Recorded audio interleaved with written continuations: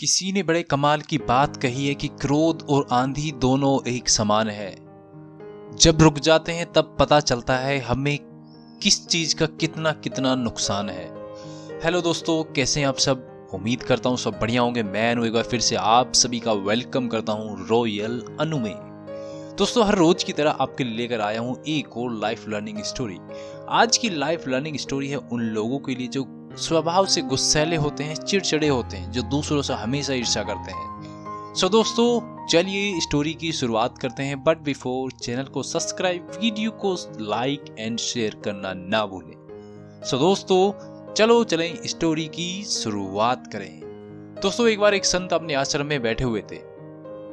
तभी उनका एक शिष्य उनके पास आया जो स्वभाव से थोड़ा क्रोधी था। उसकी आश्रम में किसी से भी नहीं बनती थी।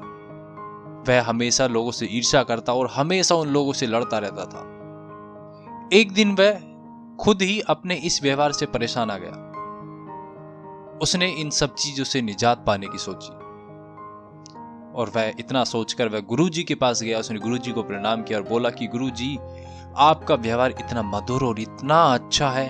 ना आप किसी पर क्रोधित होते हैं, ना आप किसी को भला बुरा कहते हैं। भला ये सब आप कैसे कर लेते हैं? आप कैसे अपने व्यवहार को काबू में रखते हैं? मुझे भी अपने अच्छे व्यवहार का रहस्य बताइए, क्योंकि मैं अपने इस व्यवहार से परेशान आ चुका हूं। मैं इस व्यवहार को बदलना चाहता हूं। इतना सुनकर संत बोले कि मुझे अपने रहस्य के बारे में नहीं पता, लेकिन मैं तुम्हारे इस रहस्य के बारे में जरूर जानता हूं। इतना सुनकर शिष्य एकदम चौंक गया। बोला कि गुरुजी, आप मेरा कौन सा रहस्य जानते हैं? आप मुझे शीघ्र ही बताएं। तो संत बड़े ही दुखी स्वर में बोले कि तुम अगले 1 हफ्ते बाद ही मर जाओगे। इतना सुनकर शिष्य के पैरों से जमीन खिसक गई। वह बड़ा ही उदास हुआ, क्योंकि यह बात स्वयं गुरुजी बोल रहे हैं। अगर और कोई बोलता तो उनकी बात को मजाक में टाल सकता था, लेकिन यह बात तो स्वयं गुरुजी के मुख से निकली है। भला वो उसे कैसे काट सकता है? अब शिष्य खड़ा हुआ, उसने गुरुजी को प्रणाम किया, वापस अपनी कुटिया में आ गया। उसने सोचा, अब जब भी तेरा समय निकट आ रहा है तो क्यों ना लोगों से थोड़े दिन हंस बोलकर काट ले, उनसे प्रेम पूर्वक बातें कर और अपना ध्यान पूजा पाठ में लगा। अब शिष्य ठीक वैसे ही करने लगा। अब 2-3 दिन में ही उसका थोड़ा स्वभाव बदलने लगा। वह लोगों से बात करने लगा, प्रेम पूर्वक बात करता, उन पर क्रोध करने की बजाय उनसे हंसी मजाक करता, और जो भी उसका समय बचता वह उस समय को पूजा पाठ में लगाता। और अब वह उन लोगों के पास भी जाता जिनके साथ उसने बहुत गलत व्यवहार किया था।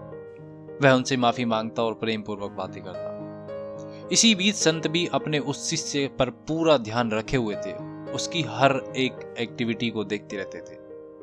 अब एक दिन उसने सोचा कि मेरे पास अब 1 या 2 दिन का समय बचा है, क्यों ना मैं गुरुजी से आखिरी बार मिलूं, उनसे आशीर्वाद ले लूं। वह गुरुजी के आश्रम में गया, गुरुजी को प्रणाम किया और शांत मुद्रा में बैठ गया। उसे देखकर गुरुजी बोले कि तुम अब लोगों के साथ कैसा व्यवहार करते हो? तो शिष्य बोला, गुरुजी, मैं अब लोगों से प्रेम पूर्वक व्यवहार करता हूँ और सब लोगों से खुश रहता हूँ, और वे भी मेरे साथ खुश रहते हैं। इतना सुनकर गुरुजी बोले कि मैं बस यही चाहता था कि तुम सभी से प्रेम पूर्वक व्यवहार करो और किसी पर भी क्रोधित ना हो।